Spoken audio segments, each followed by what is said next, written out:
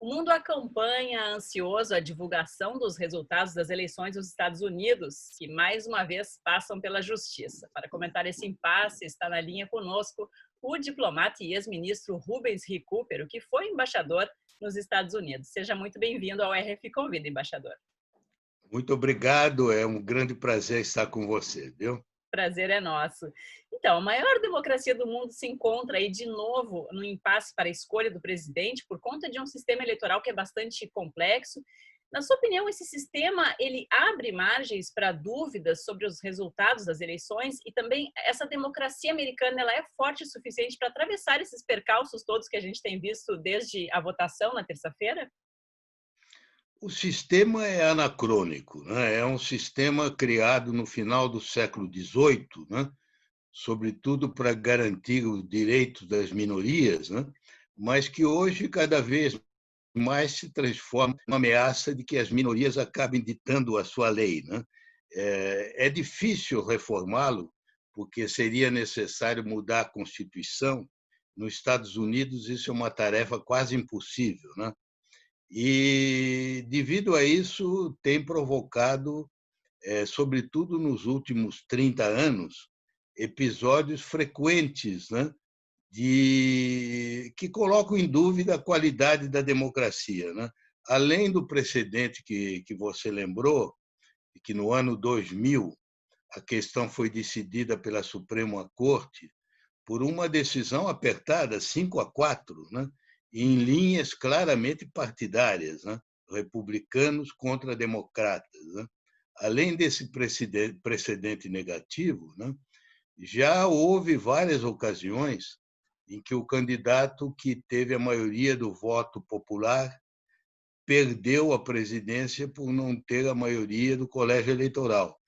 O que é, de fato, estranho, né, para o nosso conceito atual de democracia, em que cada ser humano deve contar como um voto, né? Exato. E cada voto deve ser igual a qualquer outro, né? Uhum. Então, não tem sentido, porque com o sistema do colégio eleitoral, o que significa na prática o colégio eleitoral é que os votos dos estados de pequena população valem mais do que os votos do cidadão que mora na Califórnia ou em Nova York, né? Uhum. O que não é muito de acordo com a essência da democracia. Uhum. Tanto assim que um senador republicano do estado de Utah declarou recentemente que a Constituição americana não falava em democracia, falava em liberdade, em prosperidade, mas não em democracia. Porque Uhum. você sabe que há nos Estados Unidos um movimento significativo de pessoas, sobretudo brancos, né, que sentem que, com o aumento das minorias negras e latinas, né, asiáticas, né, não está longe o dia em que os brancos já não seriam mais maioria nos Estados Unidos, né? Então, há problemas latentes. Como se vê, é uma democracia que está sendo questionada, né, por Uhum. muitas tensões, né? Sendo posta O à que não prova, né? é o que não é só um privilégio dos americanos, né? Vamos dizer a verdade que, se a gente olhar no mundo, é difícil um lugar em que não haja um movimento maior ou menor de contestação da democracia, né?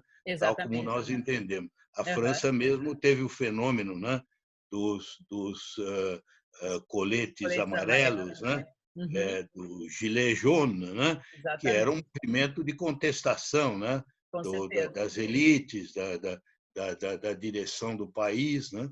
E em Exatamente. outros países também. Tanto assim que o Biden declarou na campanha que uma das iniciativas que ele vai tomar será a convocação de uma reunião de cúpula, que ele chama Summit for Democracy, Uhum. quer dizer, uma cúpula em favor da democracia, em que ele convidará os dirigentes máximos das grandes democracias para discutirem 3 temas, veja você, curiosos, que todos ligados a essa crise da democracia.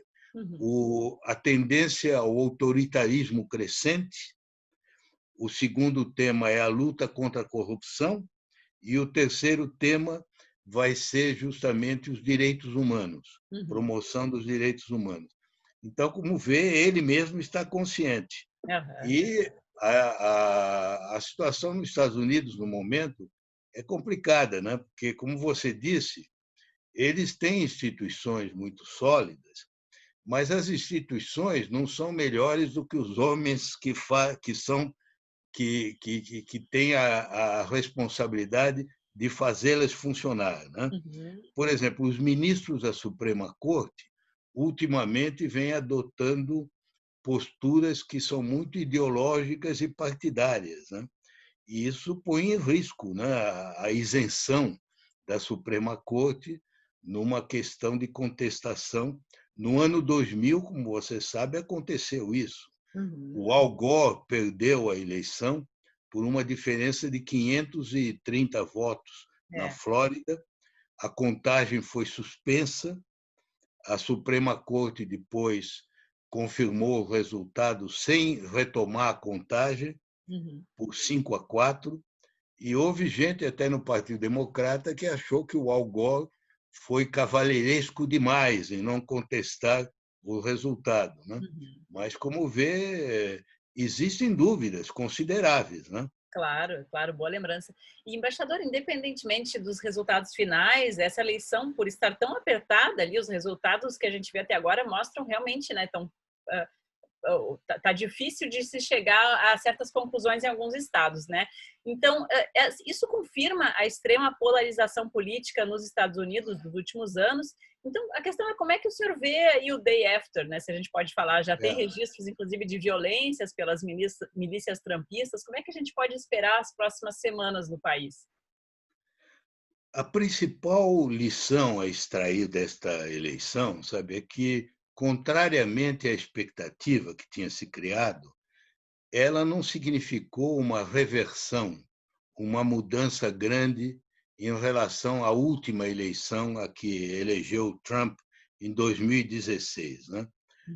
Até um certo ponto, não inteiramente, ela foi uma espécie de reprise, né? um replay, né?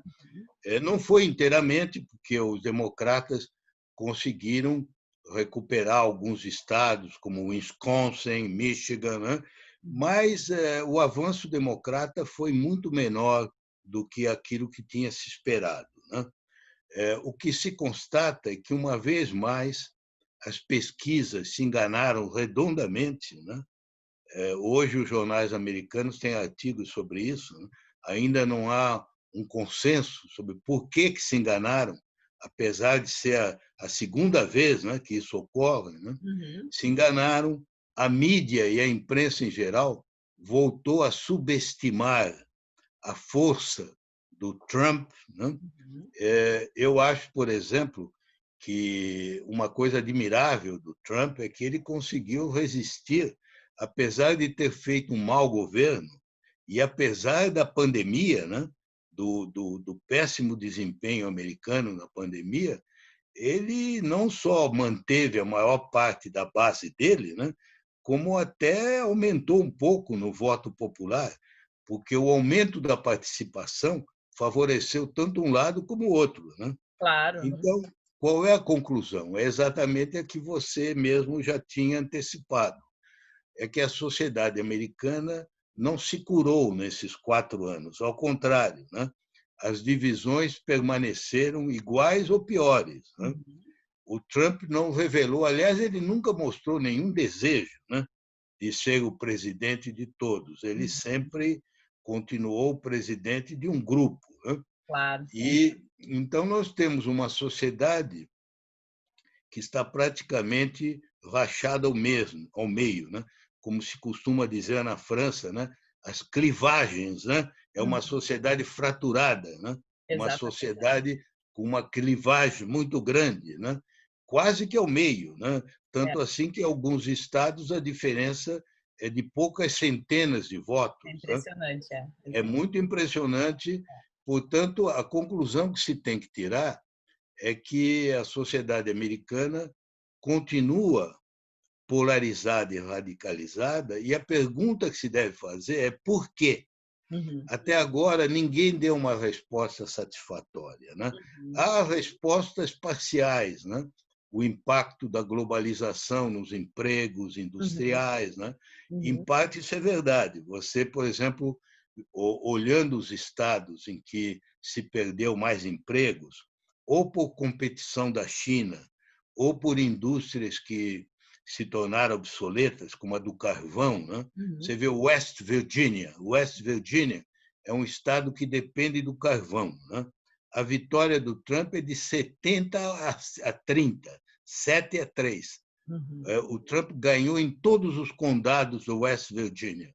Então, não há dúvida que existe um problema social, que Claro. eu não sei até que ponto os democratas conseguiram identificar.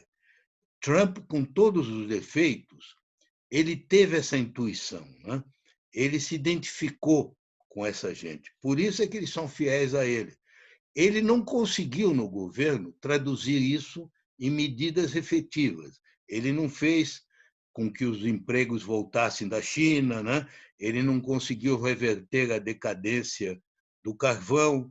Mas, apesar disso, as pessoas são fiéis a ele porque têm a identificação, sentem nele uma empatia que não sentem nos outros candidatos, É. entende? Então, isso Eu ia explica perguntar você. para o senhor se essa vitória de Joe Biden se confirma, né? Como é que os democratas poderão abrir diálogo justamente com essa ala mais à direita da sociedade, da política americana, essa ala que idolatra Trump? E como é que a gente pode iniciar uma pacificação da sociedade, se é que é possível nesse momento, né, embaixador? Olha, eu diria a você que a primeira coisa que o Biden vai ter que fazer, e ele está consciente disso, ontem na declaração dele ele já mostrou, é curar as feridas, né? Unir o país, né? Quer dizer, este não é o momento de jogar lenha na fogueira, né? Ele vai ter que fazer um apelo, como ele disse, que ele quer ser o presidente de todos, os que votaram nele e os que não votaram nele, né? Uhum. Voltar a isso. Isso é, digamos, a condição sine qua. Sem isso, ele terá, de qualquer forma, ele vai ter, se ele for confirmado, um mandato difícil, porque os democratas não conquistaram o Senado, não houve aquela onda que se dizia em favor deles. Na Câmara, parece que eles vão manter a maioria, mas reduzida. Então, não são condições ideais, né? Ele vai ter que negociar, vai ter que mostrar muita flexibilidade. O Uhum. segundo ponto que eu diria a você, além desse, da união, é que ele vai ter que fazer gestos concretos em direção a essa população que se sente alienada. Em parte, ele poderá fazer isso através da ala mais à esquerda do Partido Democrata, que não é a dele, né? Que ele é Uhum. mais centrista, até mais conservador, né? Uhum. Mas ele tem a vice, né? A Kamala Harris, e ele terá que prestar atenção a esse grupo, sobretudo em matéria social, Uhum. social, econômica, emprego, né? Agora, ele vai ter que também levar em conta os evangélicos, né?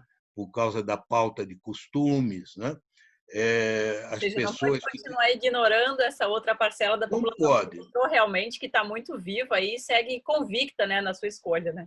Exatamente. Então, como você vê, é uma tarefa desafiadora, né?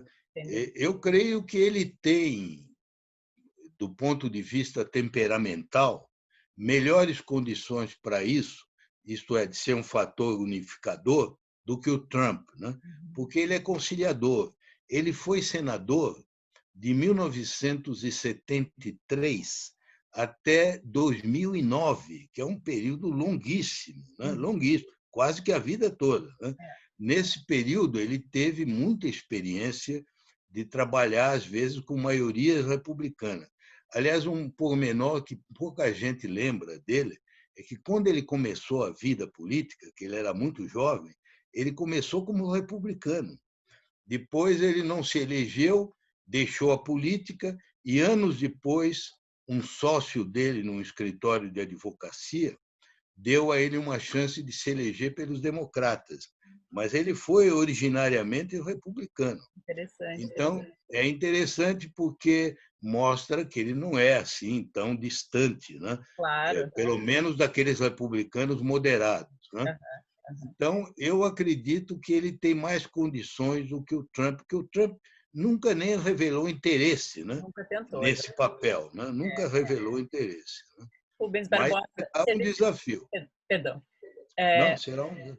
embaixador Rubens Barbosa, se a gente leva um pouco a questão para o Brasil, né? Já vimos o Eduardo Bolsonaro, filho do presidente, se pronunciou dando eco aí às acusações de fraude na eleição americana. A gente pode entender isso como uma advertência sobre como esse comportamento de Trump nos Estados Unidos em relação aos resultados poderá eventualmente influenciar as eleições brasileiras de 2022? Acho que sim, né? É um indício claro de que, pelo menos, esse grupo mais extremado, né, tem essa tendência. Aliás, o próprio Bolsonaro, é preciso lembrar, né? Ele dizia na campanha que ele achava que as urnas eletrônicas iam ser fraudadas, né?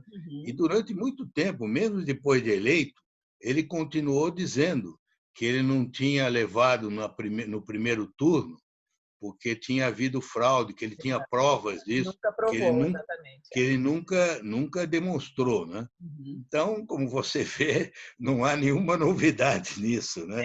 É sim. O próprio chefe da família já disse isso, né? Aham. Então não será surpresa para ninguém, porque ele, tal como o Trump, ele é previsível nessas reações, né? Uhum. O Trump, todo mundo imaginava que poderia ter esse tipo de reação, e foi o que aconteceu, né? Uhum. Então, Uhum. da mesma forma, no caso dele, é preciso sempre esperar o pior, né?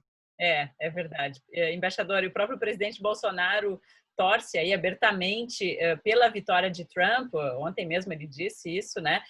Ah, Na sua opinião, seria um erro político ele estar assim tão abertamente torcendo pelo presidente Trump, sabendo que a maior probabilidade agora é de que Joe Biden chegue à vitória, né? Como é que fica daí a relação do Brasil com os Estados Unidos na sequência? Não há dúvida de que é um erro muito grande, né? Ele não é o primeiro presidente brasileiro que manifesta preferência por um candidato numa eleição fora do Brasil, né? Infelizmente, esse tipo de comportamento começou de uns tempos para cá, é recente, né? Mas é lamentável, porque no passado não só era a linha invariável do Brasil, diplomaticamente, mas mesmo dos presidentes, né? Dos dirigentes nacionais, sempre foram muito rigorosos em mostrar isenção, né? Porque Uhum. nessas questões, quando um outro país já está dividido, tomar o partido de um lado é antagonizar o outro, né? Não tem Claro. sentido, né? Um Uhum. país estrangeiro deve procurar manter um bom relacionamento com todos, né? Uhum. Sem discriminar entre uns e outros. É claro que é possível ter uma preferência pessoal, mas é alguma coisa que não deve ser manifestada de uma maneira, sobretudo, como essa, desafiadora, agressiva. Mas é o estilo, né? Não Uhum. é só o estilo, mas é um cálculo. Né? Ele faz isso porque ele joga para aquele grupo que é o grupo fiel dele, como há esse grupo fiel do Trump, né? Uhum. Que são essas pessoas mais extremadas. Né? Uhum. Agora, não vai ajudar. Né? Eu não acredito que isso vai ser muito levado a sério pelo Biden, porque o Biden é um homem sereno, experiente, né? Conhece o Brasil, ele vai relevar isso como alguma coisa do jogo político interno brasileiro. Né? Uhum. Agora, é inquietante porque uma vitória do Biden pode ser vista pelo governo aqui, pelo governo Bolsonaro, como uma ameaça, mas também pode ser vista como uma oportunidade, porque a verdade, Lúcia, é que essa relação com Trump até agora não trouxe nenhum benefício concreto ao Brasil. ela serviu apenas para que o Trump extraísse concessões unilaterais do Brasil, né, em matéria de etanol, por exemplo, não Exato. impediu, não impediu que ele aplicasse barreiras ao alumínio brasileiro, né, ao aço Puxadas de brasileiro. tapete, né, embaixador, dá para a gente falar. E fez até comentários desairosos, né, sobre a maneira como o Bolsonaro enfrentou a pandemia, né, Uhum, como se ele fosse um exemplo mundial, né? uhum, Então, até agora não se vê o que o governo brasileiro ganhou com isso, né? uhum. E no caso do Biden, seria uma oportunidade para o governo aqui reexaminar a sua linha política, né? Uhum, Tanto da diplomacia como na questão da Amazônia, do meio ambiente, da questão da política para as mulheres, a política de gênero, né? uhum. Questões como essa de costumes, e não por causa dos Estados Unidos, por causa do interesse do próprio Brasil, né? Porque Claro, essa linha que o governo brasileiro está seguindo colocou o Brasil num isolamento total. Você que mora na França sabe disso, né? uhum, Hoje em dia, as posições que o Brasil defende em Genebra, os únicos países que estão com o Brasil são 4 ou 5 países muçulmanos fundamentalistas, né? exato. Ninguém mais, é um isolamento quase que absoluto, né? É, No mundo inteiro. Então, conviria aproveitar essa oportunidade para um reexame, né? uhum. Mas, infelizmente, não parece que haja muita possibilidade de que isso vá acontecer, né? Excelente. Excelente, muito obrigada, diplomata e ex-ministro Rubens Recupero, que participou aqui do RF Convida. Obrigada.